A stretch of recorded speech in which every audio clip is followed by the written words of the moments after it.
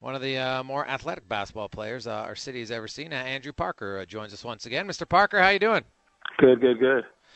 The AGP Flight School, named after yourself, is starting, and we're seeing a lot of more young basketball players. We'll see it at the upcoming draft in 3 weeks from today, where maybe 3 guys go in the top 15. What's your camp offer? Well, my camp is basically trying to help these kids, in addition to learning a lot of life skills.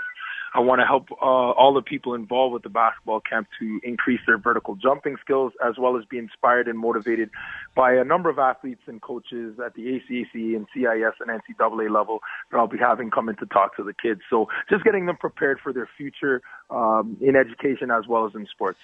Now, you're one of the best vertical jumpers around. How can you improve kids' vertical jumping? Well, I just think it's about habits, right? For a number of our kids, maybe they learn the basics of just shooting and dribbling, but when do they really get a chance to learn how to jump properly off of 1 foot and 2 foot, and to be able to do a lot of difficult maneuvers in the air? And at a very young age, I learned that from my brother, Steven, who played for the UVA Golden Bears. And he was very nimble and athletic in there, and he showed me all the ways that he was able to manipulate the basketball in the air and slam dunk and do a lot of up and under moves. And that's what I want to give to this new generation. It's not just the skills of just dribbling and passing and shooting, but how to jump as well and the proper techniques involved. So I have a little bit of track and field techniques implemented within my basketball camp as well. Andrew, you talk about technique, and that's very important. But how about how far do you delve into the physical fitness of the kids at that camp? Because you need a certain amount of athletic ability to put into play to proper technique. Absolutely, and that's why each and every day at the beginning of the day we work on a number of different stretches for particular muscles that you'll be using while jumping. So the quadriceps, we do a number of quadriceps stretches and calf muscles, your hamstrings as well. And it's a way for them not just to do it with like weightlifting, just a way for they can do it where it's functional fitness as well. And I think it's very important also. I was a fitness teacher at Emmy Lazard this year in addition to phys ed. And just some of the things that I learned as a teacher, I'm trying to implement that as well into basketball technique for these kids. So it's very important to get that fitness, but it has to start from a young age so that by the time they get to 18, 19, 20, they've already been doing it for so long that they're just ready to make that transition into college when they make that move. Andrew, I'd like to ask you about some of the mechanics of what you're talking about. A couple of players come to mind for me. Somebody that everybody out there would know, at least if they're a little bit older, Spud Webb, 5 foot what? 5. How does a player 5'5" get above the rim? And there's another guy on the U of A teams I covered. His name was Clayton Pottinger. Now, he was over 6 feet, but, man, he was the elevator man. He could. It was ridiculous.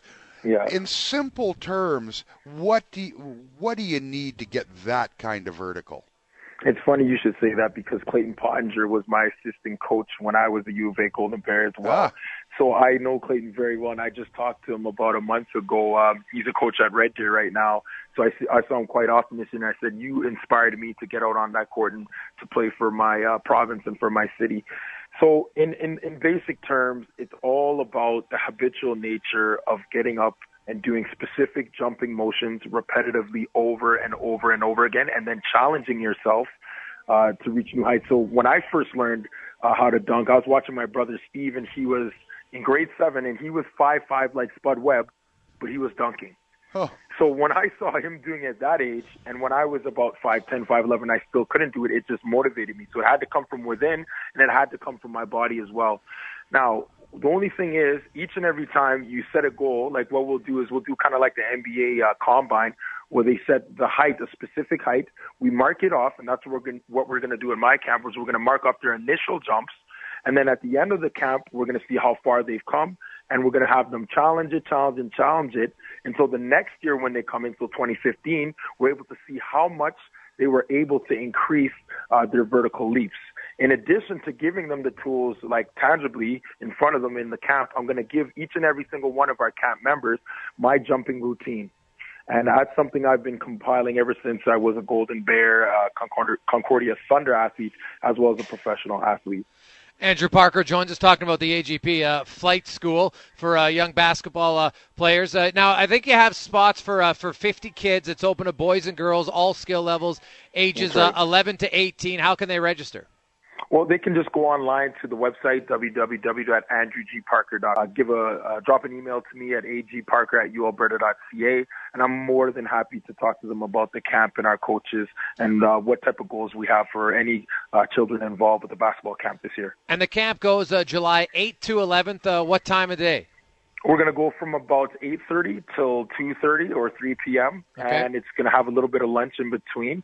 But the majority of the time, we're going to work on a lot of fundamental skills as well as jumping ability, and we're going to have a little bit of motivation sessions from various players in the city of Edmonton. And where's the camp at?